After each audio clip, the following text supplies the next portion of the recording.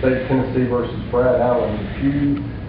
We are here with counsel for the state and for Mr. Depew, along with Mr. Depew. We're on the record, and I understand we're here for entry of a plea. Correct, Your Honor. In essence, it provides for an agreement of 10 years or a sentence of 10 years, 6-year sentence on the 47 counts of tampering with evidence, 2-year concurrent sentence on the official misconduct, and then all other charges will result in a 4-year consecutive sentence for a total of 10 years. No agreement. I understand that Mr. Spivey or Mr. Depew moved for judicial diversion. Again, there's no agreement. That we will come back at a later date for a hearing on the court's determination of how the sentence will be served. Judge, one other thing we agree on is he won't begin his service of any sentence until we have a sentencing hearing. Sure. With that said, Mr. Perrin has correctly stated you agree. Got on April the 19th, 2011, Agent Brian Pritchard of the Tennessee Bureau of Investigation was asked to assist the Hawkins County Sheriff's Department after it was determined that there was a theft of 2 evidence envelopes from the Hawkins County evidence room. The large round envelopes contained controlled substances that had been seized as evidence in a drug investigation conducted by the department.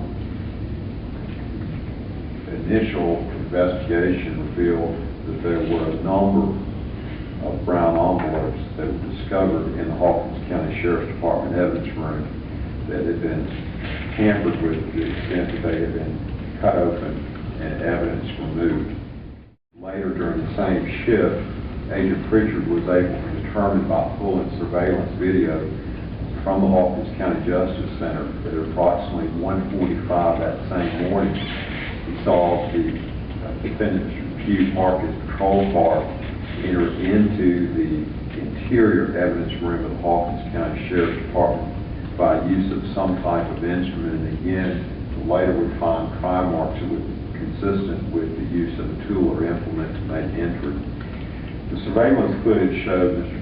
Depew picking up and examining different items and ultimately retrieving items from a red tub on the floor and reading the labels or the documentation on the outside of those envelopes, these being envelopes that had not yet been sent to the lab or envelopes that had been returned from the lab, but all of them in the process of having the contents analyzed. Mr. Depew was observed to place items inside his shirt. He then left the room. Mr. Depew would later make another entry into the evidence room. A very formal report was prepared that would show the extent of the tampering, with many of the evidence envelopes with the contents being fully removed from the evidence envelopes. The information that was developed by Agent Pritchard would result in his obtaining a search warrant to be executed at the home of Mr. Depew. And on April the 21st of 2011, the outbuilding, the home, and the patrol car of Mr. Depew was searched pursuant to this warrant.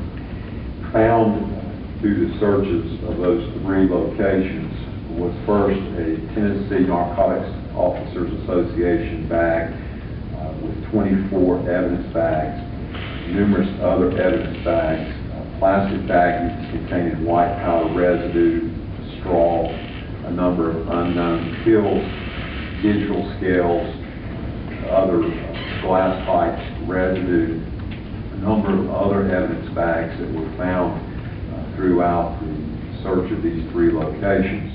Officers took what was found during this search and sent it to the Tennessee Bureau of Investigation's crime laboratory, where they determined that there was cocaine, methamphetamine, oxycodone, alprazolam, dihydrocodone, diazepam, methadone, and clonazepam, all schedule controlled substances, were in possession of the defendant. He was charged initially with possession of over 26 grams of cocaine for sale and delivery, as well as possession of over 1/2 gram of methamphetamine for sale and delivery. And the state brought those charges based upon all of the evidence that was initially discovered.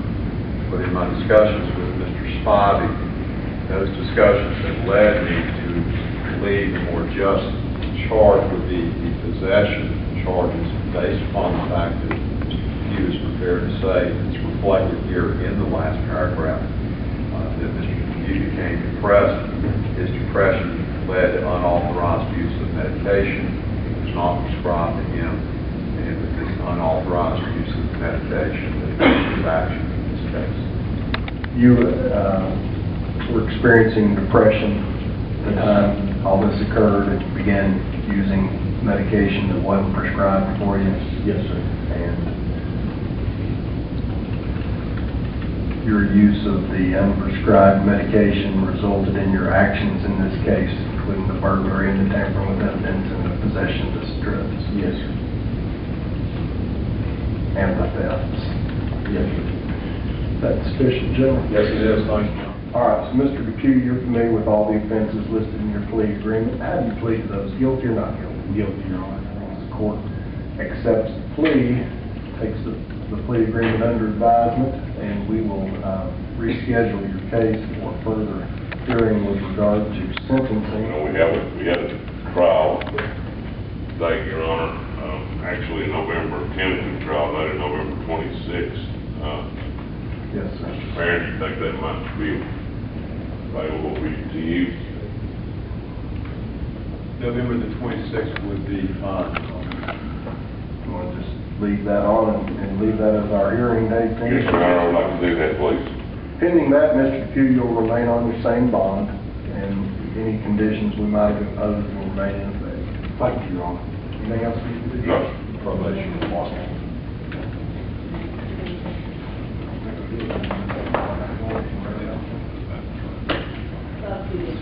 You know, I don't carry cards, but I'll be glad to write it on.